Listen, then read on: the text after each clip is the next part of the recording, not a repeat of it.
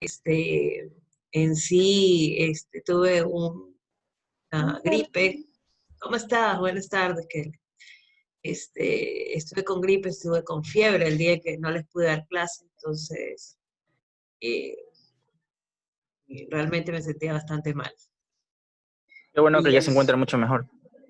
sí, ya gracias a Dios estamos superando. Ahí todavía seguimos congestionados, pero bueno, en todo caso, Agüita de mejor. jengibre, tómese Buenas agüita. tardes, Miss.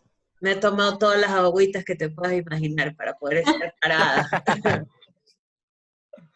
Sí, o sea, realmente yo les iba a dar clase ese día, o sea, ya estaba lista, pero me sentí muy mal y realmente dije, Le iba a no, hacer daño, le iba a hacer daño porque no para de hablar. De ley le iba a hacer exacto. daño. Verás que no podía ni hablar bien porque moqueaba muchísimo y prácticamente estornudaba constantemente, entonces sí, eso me pasó con los otros dos cursos anteriores. Y bueno, y el día anterior ustedes me vieron que yo estaba con, molesta con la nariz, ¿no? Pero ya después fue empeorando y el problema fue que me dio fiebre, ¿ya? Y ya cuando a uno le da fiebre, ya uno ya tiene que preocuparse porque el tema del COVID, ¿no? Uno tiene que preocuparse. Entonces dije, si no me baja la fiebre, ya esto puede ser grave, ¿no? Entonces, gracias a Dios, bueno, hice todos los tecitos, como dice aquí su compañera, este, y, y bueno, y otras medicinas, ¿no? Que tomé y a ponerme a sudar ahí con los escalofríos. Sentía 2 cubos como si tuviera los pies metidos en 2 cubetas de hielo. Eso les digo todo. O sea, así era el frío. Era insoportable. Y sentía así pesado, como si tuviera un cubo de hielo en cada pie. Y bueno, total, gracias a Dios, pasé la noche bastante larga, me levantaba, me despertaba cada rato, pero para tomarme las pastillas, súper riguroso, y tomar líquido, y hasta que se dio esa fiebre, porque yo dije, donde me dejo que la fiebre me avance, este, se me complica más días, pues, o sea, y, y realmente estamos cortos de tiempo, ¿no? Entonces, bueno, ¿cuántos ya están aquí? Ya hay 11 personas. Bueno, ya están llegando 2 más. Bien, bueno, lo bueno es que ya estamos aquí, podemos hablar. eh, y que ya no tenemos que estar con el fastidio del moqueo y ¿Ya no se encuentra congestionada la nariz? Miss. sí estoy congestionada, no me vayas que estoy Sí, media eso ronca. le iba a decir porque está la voz roja, Sí, la voz claro, rojita. aquí, no sabes, esto está tieso, total. O sea, sí, Sí, pero yo bueno, la vi roja, pero no sabía si decirlo o no decirlo, por eso le pregunté si estaba congestionada o no. claro, es que todavía estamos en el proceso de, la infección se fue, no me duele la garganta, no tengo, pero sí estoy congestionada todavía. Sí, sí, sí. Ujú. Y, pero bueno, chicos, vamos a hablar de un caso práctico que vamos a realizar, ¿sí? Este, al igual que sus otros compañeros de de los otros cursos, todos vamos a ser iguales, los trabajos, casi todos los trabajos que yo les envío son iguales, ¿no? Eh, bien, eh, y aquí están, digamos, las condiciones de este trabajo. Voy a ampliarlo un poquito hasta que terminen de llegar sus compañeros y se puede ver. Este, Lleguen sus otros compañeros, ¿sí? ¿Y qué es lo que vamos a hacer? Hay que corregir esto. Vamos a hacer la lectura de este caso práctico, que es el caso Novoa. Sí, no sé si ustedes lo recuerdan, pero en la administración del gobierno anterior hubo un problema entre la administración tributaria, el Servicio de Rentas Internas, con el grupo económico de Álvaro Novoa. Álvaro Novoa, en su tiempo candidato a presidente, en una de las tantas elecciones, sí, y bueno, y él dijo que esto era una persecución política. Su abogado defensor, el doctor Jorge Zavala Egas, sí, escribió un libro en el cual hacía referencia sobre la politización pues, que se había perpetrado en la administración tributaria e inclusive en la administración de justicia. Entonces escribió un libro en el cual ustedes van a darle clic aquí y aquí tienen un link. Usted le va a dar clic ahí y le va a salir el libro, ¿ya? El libro digital. Ya lo vamos a ver. Aquí está el libro, ¿ok? Entonces, aquí en este libro, ¿sí? Ustedes van a poder ver que está la reseña que él hace de su estrategia legal que utilizó o que presentó en este proceso que le siguió, pues, Álvaro Noboa a el Servicio de Rentas Internas. Espérenme un ratito que no tengo conectado la computadora. Entonces, termina la batería. Vamos a ver. Bien, entonces, como ustedes pueden ver aquí, recordarán que ya en la primera parte que vimos, hablamos sobre las actas de determinación o las glosas que se le llaman, ¿verdad? Tributarias, ¿ok? Y sobre esa acta de determinación tributaria, en donde le reliquidaron unos valores de la venta de las cajas de banano que exportaba el señor Noboa, ¿verdad? Se detectó una diferencia y esa es la glosa. Entonces, se presentó un reclamo de impugnación de esta resolución. Sabemos perfectamente que se puede establecer, pues, un reclamo administrativo, ¿verdad? Luego hubieron alguna causal, sí, que realizó o que permitió acceder a la vía del recurso de revisión, ¿ya? Fíjense ustedes, recurso de revisión de oficio, es decir, fue la administración tributaria la que interpuso este recurso de revisión, ¿ya? Lo hizo de oficio. Luego presentaron una demanda de impugnación ante el Tribunal Fiscal, ¿sí? De la resolución en donde se hacía la desestimatoria de impugnación administrativa, ¿no? Luego un auto de pago como con juicio contencioso de impugnación pendiente, ¿sí?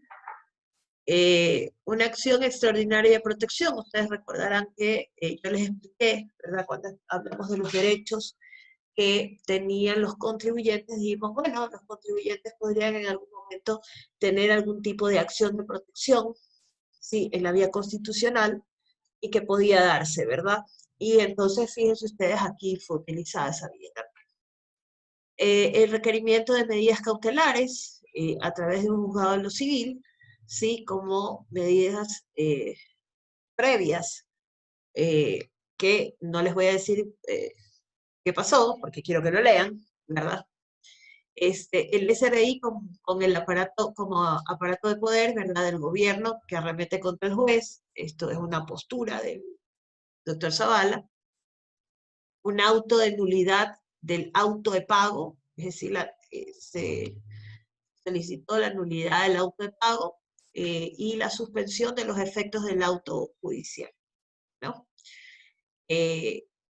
Bien, entonces esta fue la estrategia que él planteó. Quiero que ustedes, perdón, aquí hay otras más, ¿no? Extensión de los efectos de las medidas cautelares y la emisión del auto de pago, ¿sí? Y excepciones al auto de pago también. Entonces, fíjense, agotó casi todas las acciones y vías que se podían utilizar en materia tributaria, ¿verdad? Lo cual indica que es un contribuyente persistente. Y bueno, es interesante esta estrategia y es importante revisarlo dentro de la materia tributaria, ¿verdad? Y más que nada, porque como vimos como leí en el bloque de cierre, sí, sus comentarios de que muy monótono la participación de la docente, ¿ven? Yo doy las clases, como les decía anteriormente, porque esta materia es bastante complicada, es compleja y hay que ir paso a paso, digamos, para poder explicar qué es lo que pasa, digamos, de la materia tributaria, ¿no? Y fíjense que este es un caso bastante completo, ¿no? Bastante completo. eh, Creo que en la historia tributaria no se ha visto tanta complejidad, tanta activación de tantas cosas. Bueno, los clientes del doctor Zavala, ¿ya? Por si acaso el doctor Zavala lo conozco, me conoce, mejor dicho, desde que nací, así que, conozco cómo es. Entonces, y ya son algunos años, ¿no? Ya son 45 años, imagínense. Y bueno, entonces, el doctor Zavala, pues, obviamente tiene esta arte de poder, digamos, armar toda esta telaraña jurídica. Y digo telaraña jurídica porque en verdad ustedes van a ver que se va componiendo, ¿no? Un acto tras otro, un acto tras otro. Pero quiero que ustedes, así con los conocimientos que ya han recibido y de las cosas que hemos podido, digamos, darles a ustedes, ¿no? El material que les he dado, todo, ¿no? Lo pueden revisar, los articulados que han revisado, ¿verdad? Van a revisar la, los fundamentos de derecho que plantea el doctor Zavala, que él da todos los artículos, así que está sumamente bien especificado.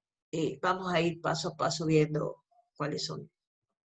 Muy bien, entonces con esto, sí, ya ustedes tienen aquí, digamos, perdón, y aquí, en esta otra parte, ¿sí? Que ustedes pueden ver aquí, es un extracto que hace el doctor Zavala de la actividad económica que hace el Grupo Novoa, ¿sí? De tal forma que eh, se puede, digamos, determinar, ya, o bueno, al menos él con eso prueba que la glosa estuvo mal calculada, ¿sí? Ahora, lo importante es que, bueno, lo interesante, digámoslo así, y que por eso hacemos este ejercicio, es que definitivamente, por ejemplo, particularmente para mí, pudo haber existido inclusive un delito tributario, ¿no? Evasión fiscal. El Servicio de Rentas Internas no lo tomó por esa vía y por eso se activaron, digamos, todas las acciones, tanto en la vía administrativa como en la vía judicial, en su defensa, ¿verdad? Entonces, eso está planteado ahí, dice cómo ocurrieron los hechos, ¿sí? Y entonces, bueno, ahora sí, vamos a ir hacia atrás y regreso a las indicaciones que están aquí, el trabajo que tienen que realizar. Entonces, necesito que ustedes, con ustedes ya me veo el día lunes, ¿verdad? Ya, el día lunes ustedes van a tener ya armados sus grupos, que serán de 5 personas, ¿sí? Esas 5 personas van a leer este texto, obviamente, y van a contestar estas 5 preguntas, ¿sí? ¿Cuáles son? En una diapositiva PowerPoint me van a decir cuál es la estrategia legal que planteó el doctor Zavala, el abogado defensor, ¿ya? Van a identificar cuáles son los hechos que él afirma fueron a favor, en este caso, de su cliente, ¿sí? Hay que identificar cuáles son los hechos a favor de la administración tributaria. ¿Cómo los va usted a identificar? El doctor Zavala los va a decir, ¿sí? Tienen que prestar mucha atención, ¿sí? ¿Qué es lo que dice el articulado que debe de hacer la administración tributaria? Y ustedes sabrán si lo ha hecho bien, lo ha hecho mal o no, ¿ya? ¿Cuáles son esos hechos a favor? O sea, es decir, recuerden que yo siempre les digo que este proceso contencioso tributario es un proceso de control de legalidad. Es decir, que la administración tributaria actuó conforme a derecho. Entonces, hay que leer bien la norma, ¿sí? Para ver si es lo que dice el doctor Zavala que le aplica a sus clientes, ¿sí? O leyendo usted el articulado, ¿verdad? Usted mismo va a poder identificar si es que la administración tributaria cometió un error ahí. O realmente forzó alguna interpretación o realmente no cumplió con lo dicho. ¿Ok? Con lo argumentado, digamos, ¿no? Bien. Luego, en esta última parte que les dije del texto, que hablaba sobre la parte técnica, ustedes van a extraer, obviamente me van a graficar también, el tema de cómo él explica que se han producido estos hechos, ¿ya? El tema de la actividad, cómo hacen la venta de la caja de banano, cómo cobraron, cómo hicieron las ventas en el exterior y bla, bla, bla. Y finalmente, el grupo dará unas conclusiones del tema, ¿ya? ¿Le parece bien? ¿Le parece mal? ¿Hicieron bien? ¿Hicieron mal? ¿Usted está más a favor de los hechos de la administración tributaria? ¿Cuál es la conclusión del grupo? De esos 5 participantes que van a componer estos grupos, y que los voy a detallar el día lunes, ustedes van a elegir sus grupos, no los voy a elegir yo. Fíjense que por lo general yo los hago, pero no quiero, digamos, tener dificultades, sino que más bien quiero que se trabaje, digamos, de manera mucho más flexible, ¿no? En vista de las circunstancias. Y entonces, ustedes se escojan entre ustedes, ¿sí? Armen los grupos y yo los escribo, y el día jueves con ustedes yo vería ya este caso práctico, ¿ya? O sea, el próximo jueves haría, digamos, ya hacer la exposición, el debate y todo lo demás, ¿no? Aquí también les he puesto, hay un video en donde el doctor Zavala pues hace algunas explicaciones o declaraciones un poquito por si les queda alguna duda o un aporte adicional, ¿no? Que quizás a ustedes les facilite la lectura, ¿no? Como ustedes pueden ver aquí en este caso práctico, los arroja a una página web, ¿sí? En donde, digamos, está detallado ¿no? También.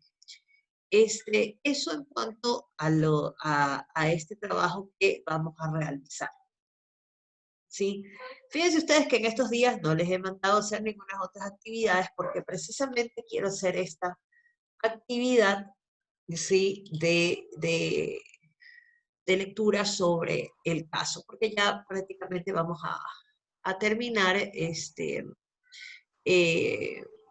vamos a terminar el tema de los procedimientos contenciosos tributarios, ¿no? Entonces ya con eso, digamos, cierro el tema del procedimiento contencioso tributario, porque aquí vemos, como les repito, revisamos la parte administrativa, que siempre dijimos es la base del procedimiento judicial, ¿verdad?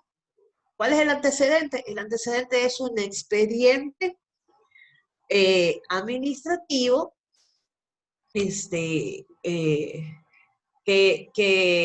digamos, da inicio a una de las acciones que ya hemos revisado, cuáles son, digamos, las acciones que le corresponden a este procedimiento.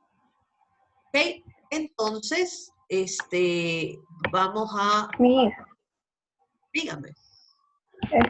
yo tengo una duda, o más bien un comentario. Lo que pasa es que el día que no nos pudimos conectar, por su estado de salud, usted dejó una Trabajo. tarea.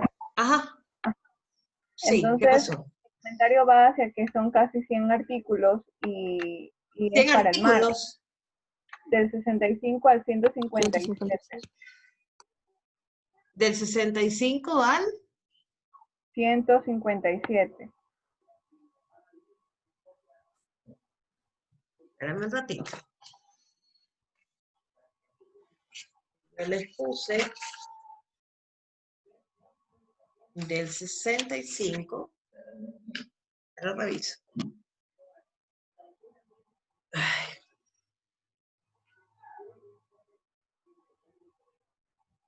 Mm.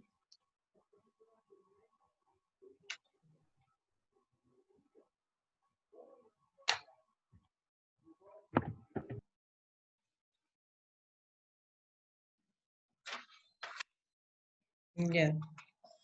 Del 65, yo les puse, porque el último que hicimos fue hasta el 64, me parece, ¿verdad? El último que hicimos. Entonces, ajá, entonces, ese ya lo subieron hace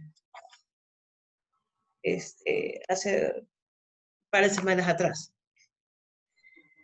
Es el 65 al 68, anoten, por favor, del 65 al 68, y del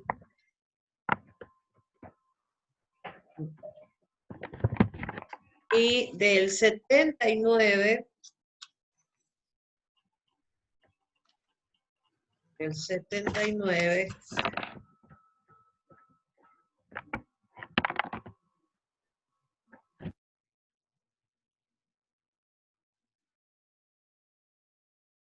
del 79 al 101. Así es. Ok, porque en la plataforma está de 65 al 157, entonces eran demasiados. Y son para el marco. No son ni demasiados, porque son 1, 2, 3, 4. No, o sea, me refiero a que los que usted nos está diciendo en este momento sí, pero los que Ajá. están puestos en la plataforma están desde el 65 al 157. Sí. No, al 157 les envié. Hasta el Sí, 101, les dije ahorita. es que en la plataforma está hacer escuadros esquemáticos del 65 al 157. Lo vamos a ver.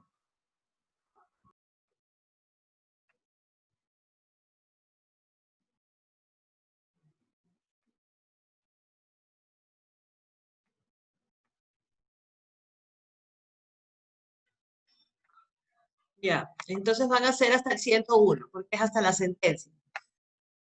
Es hasta la sentencia, ¿ya? Ya se los acabo de cambiar. Ok, mis gracias. De nada, gracias por el aviso.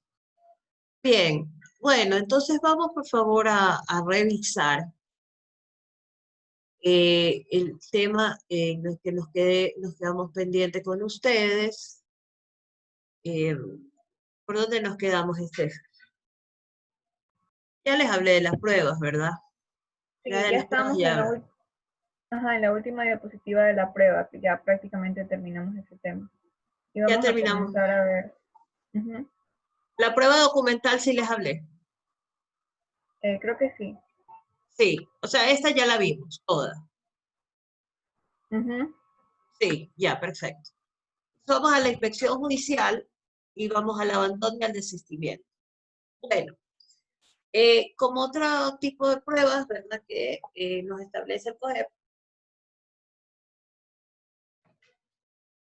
está la inspección judicial. ¿A qué se refiere con la inspección judicial? Pues bueno, ahí creo que nos vemos. Ahí estamos. Bien. Sí se ve en la diapositiva, ¿no? Sí, sí se ve. Sí, perfecto, ya. Bueno, entonces estamos en la inspección judicial y asimismo, como las demás pruebas que hemos venido digamos, relatando, se anunciará pues en la demanda, o en la contestación a la demanda o en la reconvención, ¿verdad? Especificando los objetos sobre los cuales versará la inspección. O sea, cuál es el objeto que, digamos, va a ser inspeccionado y va a ser revisado por parte del juez, que será parte del expediente procesal. Bueno, ¿Qué efectos se producirán, pues, por el tema de falta de anuncio de pruebas, ¿no? En primer lugar, tenemos que tomar en cuenta los principios, ¿no?, que puedan estar involucrados dentro de esta prueba. Es decir, el principio de oportunidad, sí, que será el de presentar oportunamente, ¿verdad?, como su palabra lo dice, estas pruebas, ¿no? El principio de admisibilidad, ¿sí? La conducencia de la prueba, ¿sí? Es decir, que tenga relación con todos los hechos, ¿no? La pertinencia, ¿sí? Y la necesidad de la prueba, ¿no? Entonces, esos son los efectos no, aquí no tiene que decir desde la falta de anuncio de pruebas, sino más bien efectos del anuncio de la prueba. Ya lo voy a revisar bien. Bien, los hechos que no requieren ser probados, pues obviamente, digamos, también tenemos que considerarlos dentro de las reglas que establecen dentro del procedimiento, ¿no? O sea, hay hechos que la ley los reconoce válidos o, digamos, declara su existencia o su validez, ¿verdad? Como la presunción de legalidad que tienen los actos de la administración tributaria, ¿no? Digamos, hasta que no sean desvirtuados no podrán ser. O sea, pero hay hechos que definitivamente no requieren ser probados, que son evidentes, ¿no? También. Son notorios, ¿no? Bien. La valoración de la prueba, que obviamente está a cargo de quién, del juez, ¿no? El juez es el que va a valorar a la larga la pertinencia con los principios, ¿no? La oportunidad, la pertinencia, la admisibilidad, la conducencia, la necesidad de esa prueba. Puede darse lo que es el derecho de contradicción, ¿sí? Y bueno, tiene que darse la contradicción de la prueba, es decir, que por eso habíamos hablado que no podía existir ningún tipo de prueba sorpresa dentro del proceso, sino que las partes ya tenían que conocer cuáles eran los elementos o las herramientas que iban a utilizar en virtud de las pruebas presentadas, ¿sí? Para que sean conocidas y valoradas por el juez, ¿no? Al momento de evacuarse estas pruebas, ¿no? En la audiencia. Bien, entonces la otra parte tendrá siempre derecho a poder contradecir, es decir, a desvirtuarla, no voy a decir a descalificarla, ¿no? Pero en sí, ese sería, digamos, que no produzca ningún valor, ¿no? Que pueda afectar o que pueda producir algún efecto de la pretensión de una de las partes, ¿no? A eso es lo que va, ¿no? Decirle, no, señor juez, usted no solamente ahora pueden haber o pueden existir, digamos, alguna prueba que, por último, le digo, sí, es verdad, eso existe. Sí, o sí, es verdad, esta prueba efectivamente es así, pero tiene este sentido, ¿sí? Quizá un sentido, pues. Sin embargo, a eso es lo que, digamos, debe llegarse con los efectos del anuncio de las pruebas, ¿no? La prueba nueva, sí, que sabemos debe de surgir en tal virtud que el juez será quien, digamos, califique esa pertinencia también, si es que verdaderamente se la va a considerar como una prueba nueva, ¿no? Y si es un elemento que verdaderamente surte el efecto necesario, esa necesidad, ¿verdad?, de estar incorporada dentro de el expediente. Puede existir también la prueba en el extranjero, es decir, alguna actuación o alguna prueba que esté extraterritorialmente, fuera del territorio, ¿sí? La prueba para mejor resolver, la carga de la prueba, ¿sí? El tema de la carga de la prueba, ¿verdad? En donde quien afirme los hechos, pues por regla general será quien tenga la carga de la prueba, ¿no? y digo por regla general, porque hay sus excepciones, ¿no? Entonces, también son reglas que, digamos, debemos de tomar en cuenta al momento de instrumentar el tema de las pruebas dentro del procedimiento contencioso tributario. La objeción de las partes, ¿no? Lo que les decía, negar o afirmar los hechos que van a estar contenidos en un documento, o si es documental, ¿no? O en algún otro tipo de prueba presentada, ¿no? No podrán introducirse a la audiencia respectivas quienes no cumplan con la obligación de enunciar las pruebas, es decir, la prueba siempre tiene que ser avisada, anunciada, y que la otra parte, digamos, pueda tener pues este derecho a la contradicción, ¿no? La excepción a las reglas, digamos, de las pruebas siempre será la prueba nueva, es decir, aquel elemento, digamos, que en el tiempo del proceso pueda surgir o pueda aparecer, ¿sí? De tal forma que sea vital incorporarla, pero será por excepción y no será una regla general, ¿sí? Entonces, digamos, estos son las condiciones en el que gira, digamos, en torno a el tema de la prueba, y que obviamente una vez que sean evacuadas dentro de las audiencias correspondientes, podrán ser valoradas por el juez y, digamos, serán valoradas de tal forma que serán parte de, digamos, de su convicción, ¿sí? Y sobre todo, que nos habíamos referido a la verdad procesal, ¿no? A la verdad procesal, es decir, es aquí donde vamos a validar esos fundamentos de hecho y fundamentos de derecho con el respaldo de nuestras pruebas. Como les decía, les explicaba en otras clases, en la materia tributaria, pues la pericia siempre será, digamos, una parte de la prueba, porque son asientos contables, ¿no? Los que respaldarán, digamos, estas actuaciones. Aparte de eso, pueden haber quizás actuaciones de inventarios, o cualquier otro tipo de, digamos, de documentación, por ejemplo, facturaciones, las declaraciones, que son, digamos, documentales y que obviamente se van a complementar, ¿no? En la inspección judicial podría ser el tema del inventario, ¿no? También. Bien, entonces esto en cuanto a la parte que nos corresponde a las pruebas. Y luego tenemos que dentro del proceso y como regla general, digamos, del COGEP, nos establece que, digamos, se pueden dar o producir otro tipo de actuaciones por parte de quienes son los interesados o las partes, digamos, procesales, ¿sí? Como son el desistimiento o el abandono de la causa, ¿sí?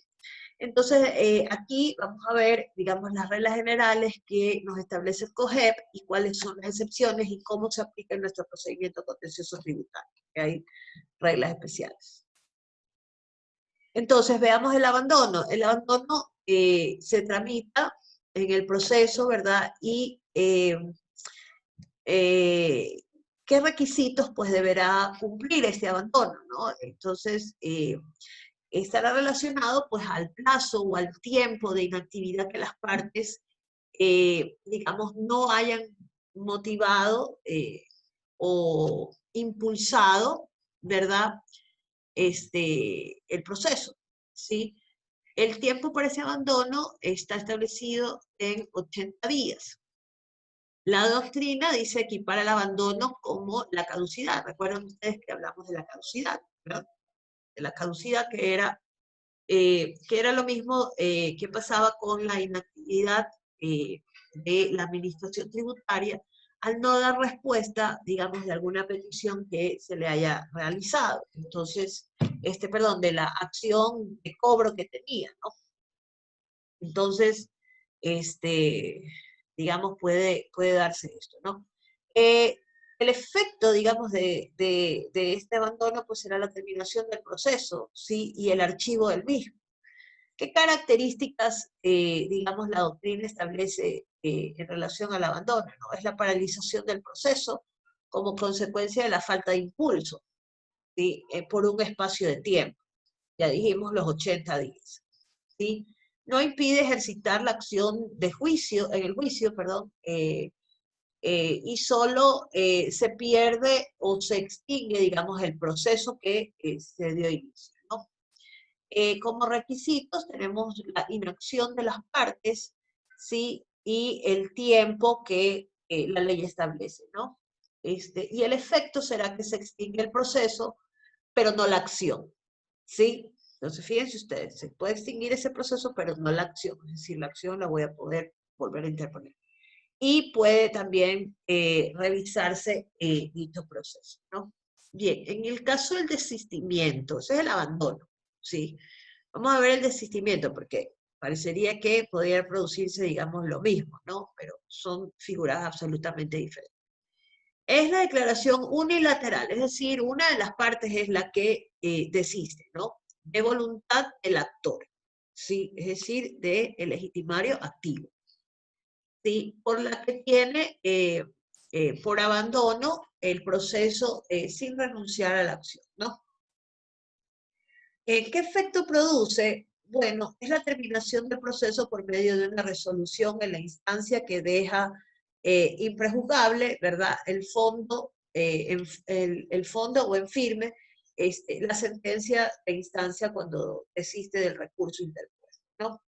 Es preferentemente válido sin necesidad del consentimiento del demandado, es decir, no necesito que la otra parte me autorice, digamos, a desistir de esta, de esta acción. Entonces, no existe, digamos, impedimento.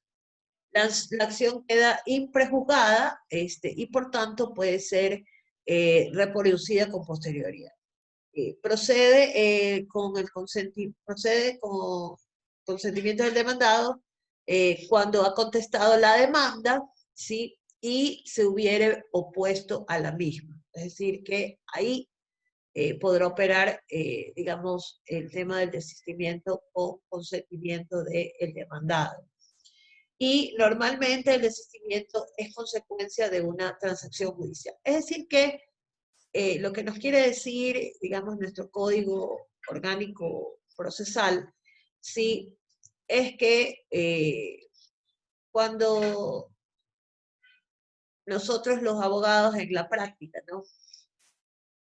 Digamos, podemos llegar a tener acercamientos con la otra parte por diversas razones, ¿no? Pero por lo general es para poder llegar a un acuerdo o para poder, digamos, establecer, pues, algunas mejoras en las condiciones o, digamos, tengamos que salir lo menos lesionados, ¿no? Sin embargo, como les decía, puede ser consecuencia de una transacción judicial, es decir, que puede ser que las partes se hayan puesto de acuerdo en dar por terminado y entonces dice, bueno, ¿sabe qué? Desista de esto y regresemos a la instancia en la que nos quedamos para solucionar el tema, ¿sí? Y lo pueden hacer. El tema es que la administración tributaria, sí, está obligada, y yo les comentaba el tema de la Contraloría, ¿no? General del Estado. La Contraloría General del Estado le exige a la administración tributaria, a cualquier administración tributaria, a cualquier administración pública, ¿sí? Que deben de continuar las acciones hasta el final. ¿Sí? Es decir, que busquen que se le dé la razón, ¿sí? En el caso de tenerla. Entonces, ¿se puede producir el abandono? Sí, porque el contribuyente la deja ahí y hay inacción. Y los efectos se podrán producir. Pero en el caso del desistimiento, y el desistimiento que puede ser voluntario o que puede ser con consentimiento de la otra parte, va a ser complicado con la administración tributaria porque, les repito, eso no es lo que les pide, pues, que haga la Contraloría General del Estado. Es decir, tiene que seguir las acciones en el cuidado de los intereses de la administración tributaria. Entonces, como podemos ver, en la práctica, digamos, estas dos figuras que están ahí, son reglas el COGEP, ¿sí? Cómo se aplicarán en un caso y en el otro dentro de nuestro procedimiento contencioso tributario. Bien, y finalmente, tenemos el tema de la sentencia, ¿sí? En donde vamos a hablar, pues, de cómo se debe llevar a cabo, pues, la sentencia dentro del procedimiento contencioso tributario, ¿no? Bueno, en la doctrina tenemos que es una resolución judicial definitiva dictada por un juez. ¿Sí? La sentencia definitiva no queda en firme o ejecutoriada hasta que sea confirmada al finalizar todas las instancias de revisión, lo sabemos, es decir, todos los recursos horizontales y verticales. La sentencia declara o reconoce a la otra parte, pues, digamos,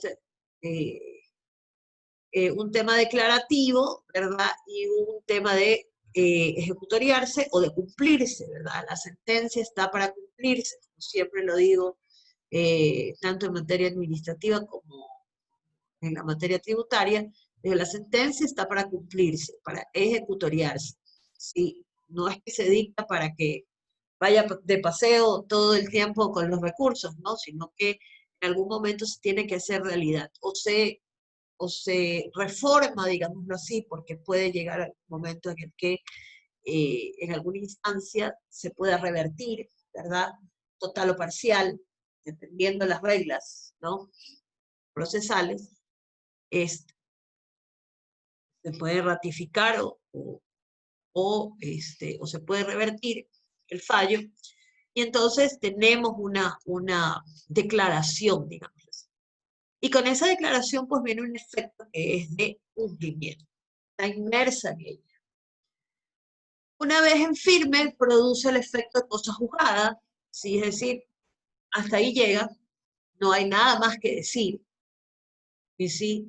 Lo que significa que el mismo caso no puede ser juzgado nuevamente. Esa es, digamos, la condición. O sea, eso de ahí ya no puede volverse a ser tocado, digámoslo así, ¿no?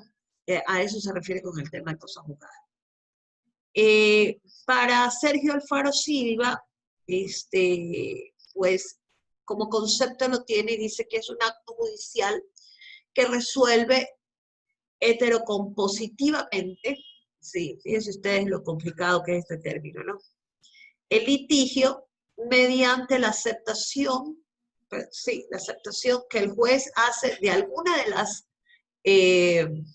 de las pretensiones encontradas, ¿verdad? Oposiciones mantenidas luego de evaluar los medios confirmatorios, es decir, los medios de prueba, ¿sí? De las afirmaciones efectuadas por el actor y de la aplicación particularizada al caso de una norma jurídica que preexiste en abstracto con carácter general. Fíjense, que persiste en abstracto con carácter general.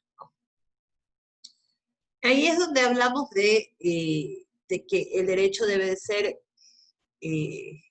general, ¿no? Recuerdan ustedes los principios tributarios, ¿no? General, de carácter general. La ley no está dirigida para nadie, es decir, es una ley que se debe aplicar para todo el mundo, ¿sí? Y bueno, y en el caso que el juez resuelva, pues esa ley debe de calzar y decir sí, efectivamente es a beneficio de lo que dice el contribuyente o es de la manera que establece la administración tributaria, pero en ambos sentidos deben de ser de carácter general, ¿sí?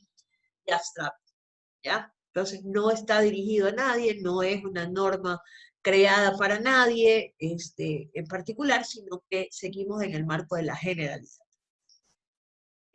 Como sabemos, la doctrina nos define, nos identifica, digamos, alguna clasificación de la sentencia. Pues bueno, tenemos tres formas de clasificarlo. Por por la impugnación, que son las sentencias en firme o las sentencias recurribles, ¿sí? Y si es por el grado, entonces hablamos de primera instancia, de apelación, ¿sí? O de casación, ¿sí? En donde, digamos, tenemos ese, en virtud del grado, es decir, vamos ascendiendo, ¿no? Y finalmente, una que nos corresponde también dentro del principio de oralidad, que hemos visto del procedimiento, de los procedimientos establecidos en el COGEP, ¿verdad? Pues será por la forma, que es decir, será por escrito y de forma oral. En este aplican las dos, sí, no las cuatro, las dos. ¿En qué sentido? Pues en el sentido de que el juez, como ustedes saben, después de determinadas las audiencias, ¿verdad? En el sumario, la audiencia única y en el ordinario, nuestras dos audiencias que tenemos, ¿no?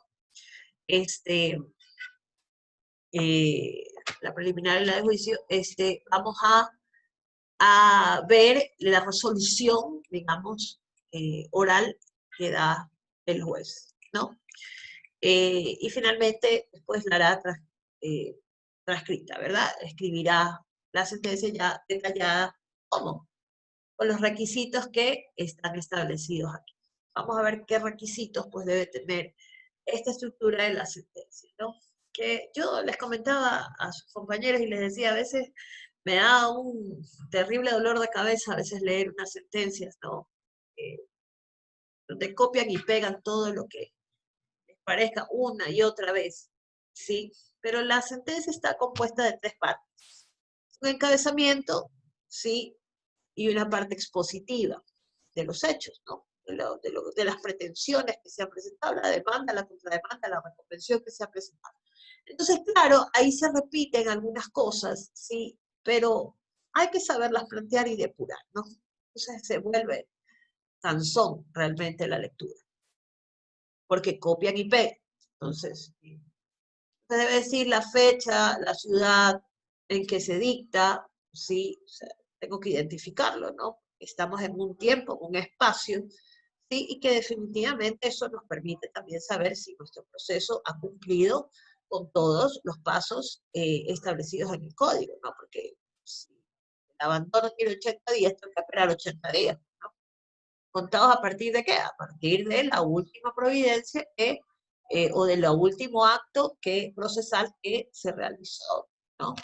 Entonces, vamos contando los plazos y asimismo la presentación de las demandas, de las contrademandas, ¿verdad? Para poder establecer todos los tiempos que, digamos, los procedimientos nos han venido pues, estableciendo, que ya los revisamos. Bien, estará identificadas las partes procesales, las peticiones que se hacen o las pretensiones, ¿sí? Los presupuestos o antecedentes que se citan, ¿no? En estos documentos. Tiene una parte considerativa, ¿sí? Que estarán relacionadas a los fundamentos de hecho y de derecho, ¿sí? Es decir, ¿cuál es el problema o la controversia que se da en los fundamentos de hecho y de derecho?